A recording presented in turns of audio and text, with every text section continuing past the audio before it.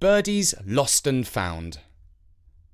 Hello, this is Richard, and I'm here with another story in our series about a crow called Birdie and a boy called Jake. As you may know by now, Birdy and Jake have some long and lively conversations, but not everyone knows that Birdie can talk. Jake stopped chucking up in time for the weekend. He still looked a little pale, but he was more or less fine. Mum said that they should go to the park to get some fresh air. They took a ball and kicked it around. Jake's sister Elle scored a goal against Dad. Then Jake scored 2 more. The 4th time that Jake came in for a shot, Dad was determined to save the ball. He took a dive towards the coat that they were using as a goalpost and landed with a heavy thud. Oomph! Dad had bruised and winded himself and had had enough of football for one weekend. But they had only been out for half an hour, and Mum had told them to take a big walk because Jake had been in his room for most of the week. "Let's get a boat, can we, please?" asked Jake. It was only a tiny lake, but it was fun to hire rowing boats and pretend to be pirates. Dad rowed and Jake shouted, "Get ready to be boarded!"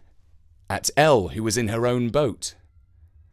At last they went back to the car park, but Dad could not find his car keys. This was not entirely unexpected. Usually after searching all his pockets 3 or 4 times, he found them. Not this time, though. They were definitely not on him. "Bother, they must have fallen out when I dived for the ball," he said. They went back and searched the grass for the keys, but no luck. Then they returned to the boathouse and asked if anyone had handed in any keys.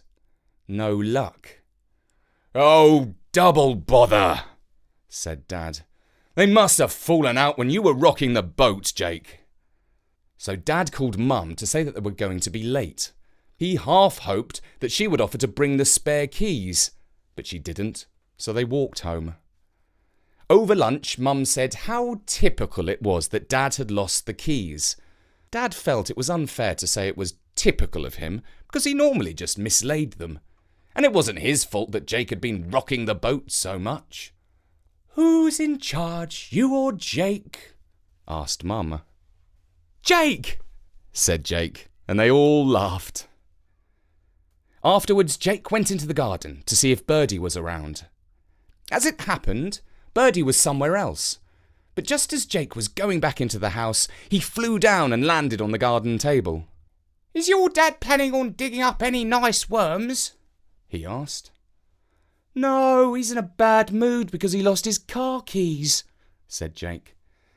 "He's got to go back to the park with the spare ones so he can fetch the car."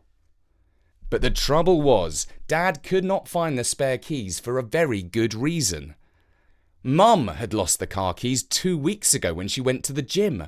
She had forgotten to tell anyone that she had to take a taxi home to fetch the spare ones and then return to the gym. So Dad had not lost the first set of keys, he had lost the spare ones. And now both keys to the car were lost. And if they left the car in the park overnight, it might get towed away, and they'd have to pay a big fine. Jake could hear Mum and Dad having a row about this. They were in the bedroom, but their voices were loud enough to hear out in the garden. "Sounds like they're blaming each other," said the crow. "It's the usual thing," said Jake. "Well, let's see if I can help," said the crow, and he flew off. Jake went to his room to draw pirate ships. After a little while, he heard a tapping at the window. He got up and saw Birdie. He was holding something in his beak. "Oh, are those the car keys?" asked Jake. Birdie dropped the keys through the window onto the floor by the bed. He said, "Well, they're keys to somebody's Ford. I found them in a puddle near the boating shed." "They're probably ours. I'll tell Dad. Oh, by the way, thanks. You're an amazing bird." "I know," said Birdie. Jake knocked on the bathroom door. Dad was inside having a bath, which was what he usually did when he wanted to soothe his nerves. "What is it?" he said from within. Bertie found the car keys for us, said Jake. Is that so? Said Dad. It's very kind of him, but unless he's brought them here, it's not much use to us. He has, said Jake. He's just given them to me and I've got them here. Jake heard watery noises as Dad got out of his bath and found a towel to wrap around himself. He opened the door. Here, said Jake. Dad looked at the keys. That's amazing, he said, and then he thought, hey, you didn't have them all along, did you? No, how could I have got them? Said Jake. Yes, how? Said Dad, scratching his head.